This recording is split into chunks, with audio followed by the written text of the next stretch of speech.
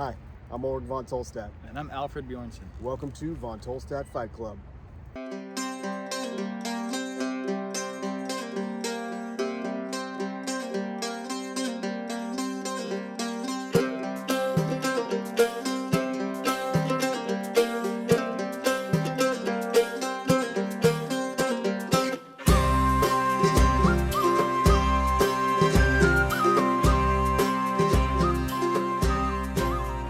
Welcome back to Von Tolstat Fight Club. In this series, we explore techniques and principles based on Italian rapier fencing from the late 16th and early 17th centuries, with an emphasis on Fabris and the Vienna Anonymous as primary sources. Disclaimer: the techniques we teach here are not the only techniques out there, but they are extremely effective when competing or sparring against non-compliant opponents.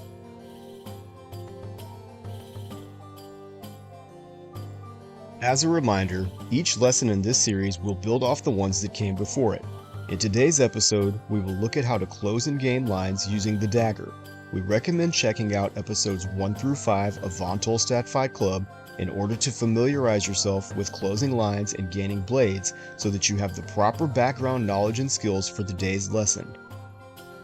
To start with, let's look at one of the most common ways people use the dagger for defense.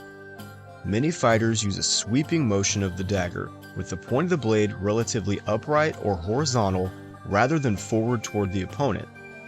This creates a kind of beating effect against the opponent's blade, and a lot of times people refer to this as a windshield wiper motion. This type of defense with the dagger is usually more reactive than proactive, trying to clear a sword out of the way as it comes in as a threat, rather than covering the sword before it is ever in motion. Oftentimes you are waiting for the attack and then trying to sweep the sword away while you hit. There are two problems with this type of defense. First, it's relatively easy to get around this type of dagger defense with a cavazione. And number two, instead of trapping an enemy's sword, it beats it to the side. This is somewhat easy to escape even when contact is made, at least compared to what we're about to show you. I propose that there's a much better way to wield the dagger, and it starts with putting the point forward and using a guard similar to the guard between terza and quarta that we've discussed in previous episodes. From this point forward guard, you can close the line of attack and gain your opponent's blade with your dagger. Let's look at our first example here on the high outside line.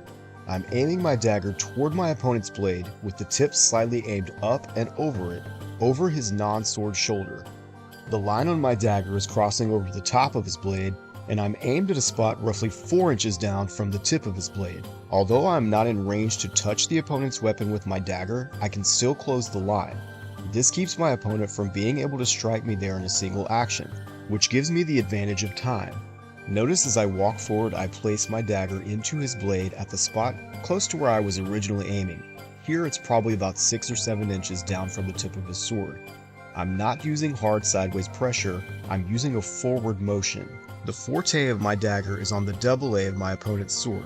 By doing this, I have fully gained my opponent's blade with my dagger, rather than just beating it aside with a parry. As I walk forward from here, my opponent's sword moves more and more offline. I'm still using a forward diagonal pressure, not a sideways pressure. I'm not really pushing too hard at all, more like gliding.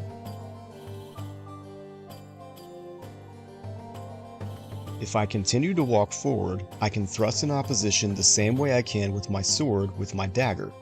I bind up my opponent's weapon as I walk casually in and thrust in opposition in much the same way I did in episode 3, by lifting my hand and placing it in full quarta as I strike like I did with the sword. While you will probably not be doing this a lot in actual combat, this demonstration is just to show how the dagger works the same way as the sword when we come to closing lines and gaining blades. Because I am moving my dagger forward rather than sideways, it traps my opponent's blade rather than beating it aside. This is much more difficult for my opponent to escape compared to the windshield wiper defense, buying me time to hit them. I'm also able to take the initiative and place my opponent's weapon under control, rather than trying to overreach and sweep with my dagger, which again is easily deceived. On the high inside line, we do the same thing in modified quarta, where our hand is in quarta, but our arm is more or less in a terza position. Again, we close the line by aiming our dagger up and over our opponent's blade, using the false edge against their sword. This time our point is aimed over their sword shoulder. As I step in, I place my dagger on his blade to gain and trap it. And again, I can even walk all the way in and thrust in opposition, lifting my hand as I strike. Just like in episode 5, this time with a dagger instead of a sword. Your opponent will likely react to this trap, but you have placed them at an extreme disadvantage, and they will be scrambling to catch up with your offensive actions. So, just to recap, we aren't sweeping our dagger around or trying to beat our opponent's blade. We are simply closing the line with our dagger so that our opponent can't hit us there in a single action, the same as we would with the sword. These are what Fabris calls the counter postures, and it forces your opponent to get around what you're doing as they cannot go directly through. Again, because of this, you get an advantage of time and position. There will still be times where you do need to beat the opponent's blade with a dagger, and where you will need to angle the point more up or down for leverage, but we try to save these for more situational in the moment use rather than the plan A. Plan A is always to shut down a line of attack to our opponent so that we can step into measure and attack from a position of strength. I recommend practicing this with only a dagger and your partner holding only a sword to get the mechanics down. Stand outside of measure to form your counter guard, with the point of your dagger aimed up and over their blade, crossed over the top of it. Remember that the point must cross over the top of the opponent's sword for the line to be closed. Now walk towards your opponent and place your dagger on their sword between 6 and 8 inches from their tip. You do not want to gain it too close to the tip or they can slip it easily.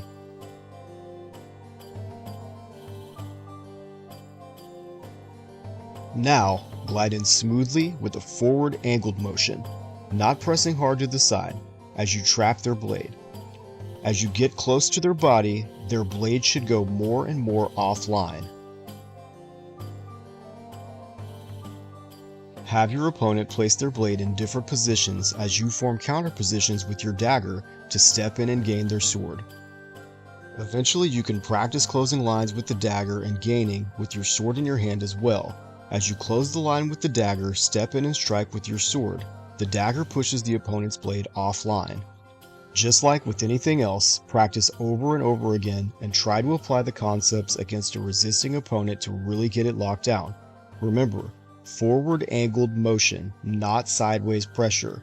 It's more of a glide than a press. As you practice, you will fail, and that's okay. The timing and angles will come to you with practice and persistence. No one becomes a master fencer in a single training session. Thanks for stopping by. We'll see you next time on Von Tolstat Fight Club.